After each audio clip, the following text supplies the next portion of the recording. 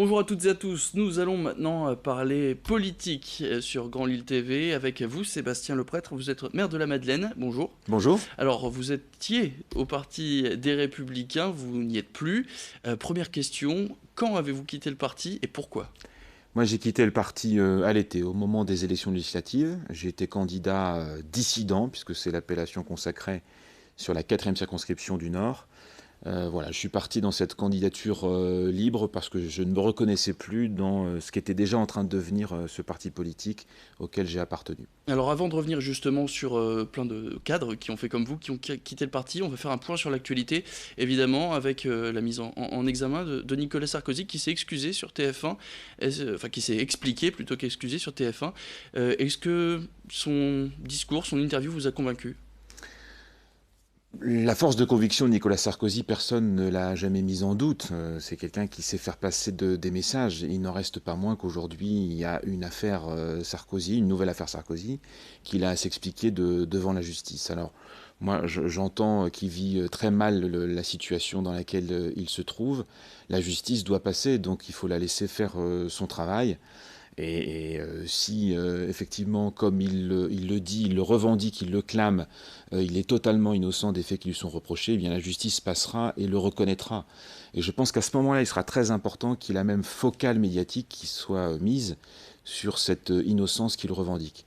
C'est ça souvent que les politiques pointent, je pense à juste titre, c'est qu'au moment où une affaire éclate, il y a ce soupçon voilà, qui plane au-dessus de ceux qui sont pointés du doigt, et quand la justice est passée, on oublie de dire qu'elle est passée, et parfois qu'elle les a totalement innocentés. Lui parle de harcèlement, vous êtes d'accord là-dessus?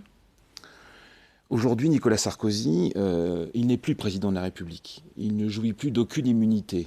Ça veut dire qu'il est devenu un justiciable comme les autres. Et ça, je crois que même si c'est difficile, naturellement, il doit l'assumer. Alors autre point dans l'actualité, des manifestations qui ont eu lieu ces derniers jours contre les réformes du gouvernement. On n'a pas vu les républicains, on n'a pas vu la droite dans la rue. Est-ce que vous êtes du coup pour ces réformes? Alors moi je crois que notre pays a un grand besoin de réformes, que les réformes ont trop tardé et que la droite a aussi trop tardé quand elle était au pouvoir à les enclencher. Donc il faut assumer aujourd'hui que la France a besoin de réformes. La vraie question qui se pose à nous, c'est la façon dont elles sont conduites, le rythme avec lequel elles sont conduites, ces réformes. Aujourd'hui, on a quand même le sentiment qu'il y a une sorte d'emballement réformiste qui fait que les Françaises et les Français sont un petit peu perdus. En tout cas, c'est le sentiment que j'ai, c'est ce que j'entends aussi, et qu'on ne voit pas très bien, on ne sent pas très bien où on veut nous emmener. On ne voit pas de perspective. Pire que ça, on a le sentiment que certaines réformes se conduisent au profit d'une certaine partie de la population et donc au détriment d'une autre partie de la population. Moi, je crois que les réformes, elles doivent être conduites, mais elles ont besoin de pédagogie, elles ont besoin de perspective et surtout, elles ont besoin de cohésion. On est dans un pays qui est quand même encore très fracturé, et donc il faut une vraie vigilance sur ce sujet-là. Alors est-ce qu'on peut vous imaginer, vous rapprocher, maintenant que vous n'êtes plus chez les Républicains, vous rapprocher de la République En Marche, comme par exemple, on a vu certains de vos anciens collègues, comme Gérald Darmanin, arriver directement à la République En Marche. Est-ce que vous pouvez vous rapprocher d'un mouvement Moi, politique? aujourd'hui, vous l'avez rappelé, j'ai quitté les Républicains. C'est pas pour demain matin retourner dans une prison partisane, quelle que soit cette prison, et j'ose cette expression et ce mot.